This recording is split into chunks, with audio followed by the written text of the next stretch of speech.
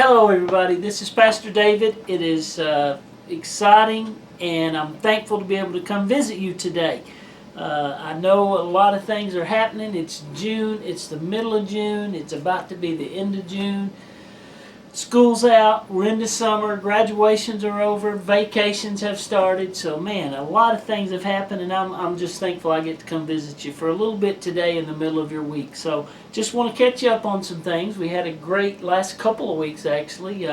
Dr. Cook spoke for us and a couple weeks ago, and that was awesome. And then you heard about our student ministry, our kids ministry with Janet, and some projections there. And then last week the tribe.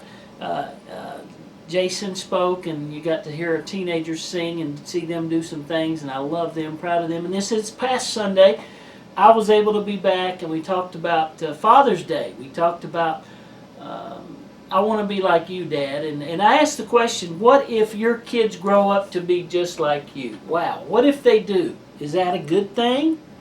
It should be.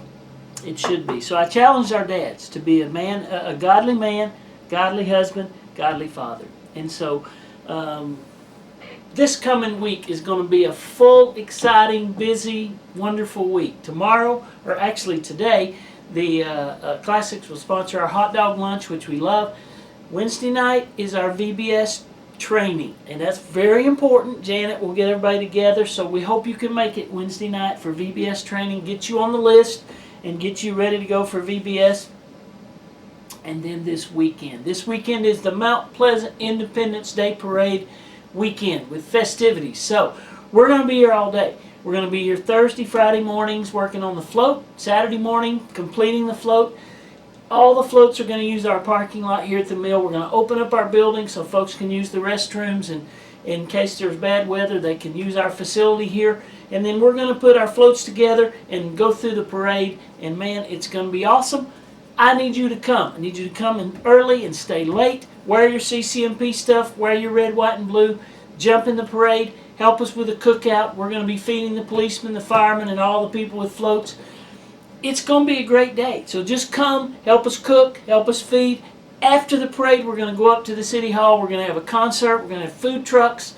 We're going to have a tent with CCMP with our information out there. So come, join us, help us. It's going to be a fun day. Sunday morning, I'm going to talk about what it means to be a disciple, specifically in the area of obedience through baptism. So I want to talk about baptism, being a disciple. Sunday night, 6 o'clock, baptism at the Jenkins. If you have not made a decision to be baptized, follow Christ in baptism, I hope you'll do that. Maybe today that's what you need to hear. All right, quick verse today, Genesis chapter 42. This verse, a little bit of an obscure situation, jumped out at me. I want to share it with you today. The title is, What Are You Waiting For? What are you waiting on? Who?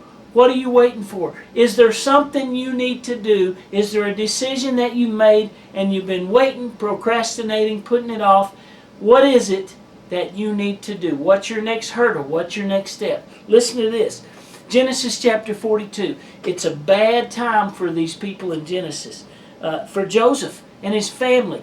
It's a bad time for his father and all of their family. And so it's a famine. There's no food. And so they're facing disaster and maybe even death.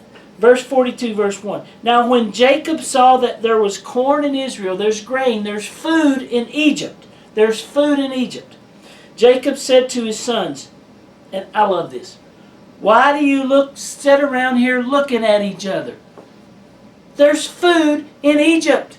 What are you waiting on? You know we're hungry. You know we got to feed our families, our wives, our kids, our grandkids. And there's food in Egypt. What are you waiting on? I just think that's such... And then the next two verses and we'll close. And he said, Behold, I have heard that there is corn in Egypt. There's food. There's grain. Get you down thither and buy for us from thence, that we may live and not die. And Joseph's 10 brothers went down to buy corn in Egypt. That's my question for you today. What are you waiting on? Is there something, a decision, a battle, a giant you already know in your mind? You fought it in your mind, but you put it off. Maybe it's joining the church. Maybe it's getting baptized. Maybe it's getting involved in VBS. Maybe it's volunteering to serve somehow in the church. Maybe it's having a conversation with someone. Maybe it's getting forgiveness. I don't know.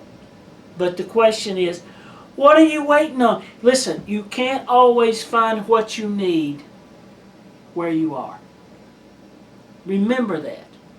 Sometimes you got to get out of your comfortable place and get up and go somewhere that may be less comfortable to do what God wants you to do. Why are you just standing around looking at each other? Who are you waiting on? Or if you're waiting for the circumstances to be perfect, they probably never will. We're desperate. Life depends on it. Our families need food. Let me make that applicable for us today. People are dying without Jesus every day. Our community needs Jesus.